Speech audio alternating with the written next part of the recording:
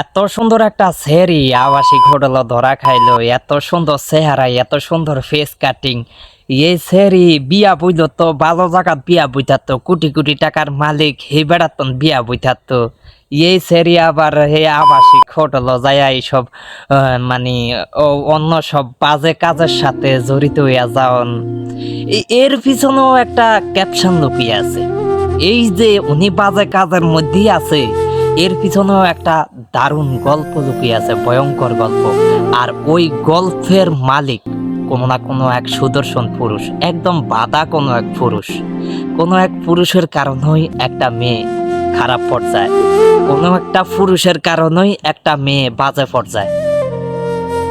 যদি কোনো নারী খারাপ পর্যায়ে থাকে, খারাপ লাইনে থাকে, ওর পিছনে কোনো না কোনো এক সুদর্শন পুরুষের হাত অবশ্যই আছে। কোনো না কোনো পুরুষের হাত ছাড়া কোনো নারী খারাপ পর্যায়ে থাকে না, বাজে পর্যায়ে থাকে না, অন্যায় পথে থাকে না। এই যে আজকে নীলজ্জ একটা শরীর, এই শরীরটা কিন্তু নীলজ্জ ছিল না, লজ্জা সম্পন্ন একটা শরীর ছিল।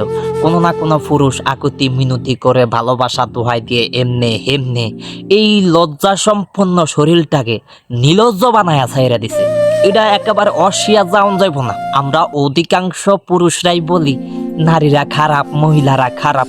খারাপ করতে হয়, একটা নারী খারাপ করতে হয়, একটা পুরুষের ছোঁয়া লাগার পরেই খারাপ হয়। একজন পুরুষের দ্বারাই একজন নারী খারাপ হয়। একজন নারী যদি বাজে পথে থাকে, তার মূলে গাড়াগাড়ি করিয়া হিসাব করিয়া দেয়া যাইব যে তার একেবারে মূল জায়গা মতো আছে একজন পুরুষের হাত। একজন নারী নিজের আত্মসম্মান এমনি এমনি বিলিয়ে দেয় না।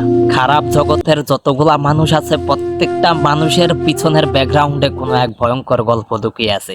আর যেই গল্পের প্রধান আসামি কোনো না কোনো পুরুষ। 100%-এর ভিতরে 99%-ই প্রধান আসামি কিন্তু কোনো না কোনো পুরুষ। আমরা বেশিরভাগ মানুষই, বেশিরভাগ পুরুষরাই বলি নারীরা খারাপ, নারীরা ভালো না। আচ্ছা, এই যে সুন্দর একটা নারী এই যে বাজা জায়গায় ধরা খাইলো, হ্যাঁ, বাজা জায়গা থেকে পুলিশ আটক করলো, এই নারীও তো কোনো না কোনো সমস্যায় পড়তে পারে, কোনো না কোনো সমস্যায় পড়ছে। এলাকার প্রভাবশালী কিছু মানুষ আছিল, তাদের কাছে গিয়া বলছে যে আমি এই সমস্যায় পড়ছি, আমার একটু উদ্ধার করেন।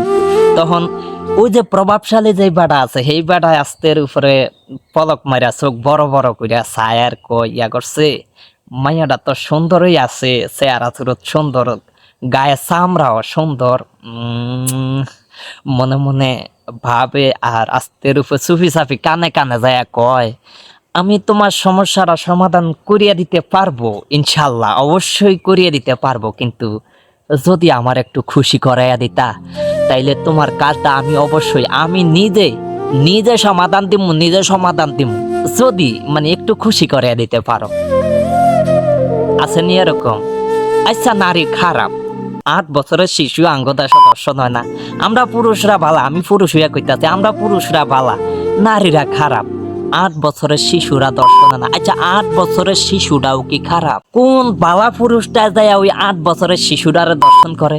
খারাপ বালা জগৎ বুঝলেই আছে, খারাপ নারীরও আছে, খারাপ পুরুষরাও আছে। বেশিরভাগ আমি দোষারোপ করব যদি খারাপের দিক দেওয়া হয়, আমাদের পুরুষের রুচি অনেক ভয়ঙ্কর রুচি, ডেঞ্জারাস।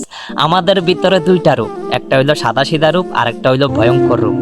মানে যেই কোনো মুহূর্তেই পুরুষের রূপ চেঞ্জ হতে পারে, মাইন্ড সেট আপ চেঞ্জ হতে পারে। আমাদের পুরুষদের মাইন্ড সেট আপ সবসময় নেগেটিভ থাকে, পজিটিভ থাকে না। একমাত্র যদি পজিটিভ থাকে তাহলে নিজের বোন, নিজের মায়ের বেলা, বাকি কারো বেলায় পজিটিভ থাকে না, সবার বেলায় নেগেটিভ চিন্তা ভাবনা আসে।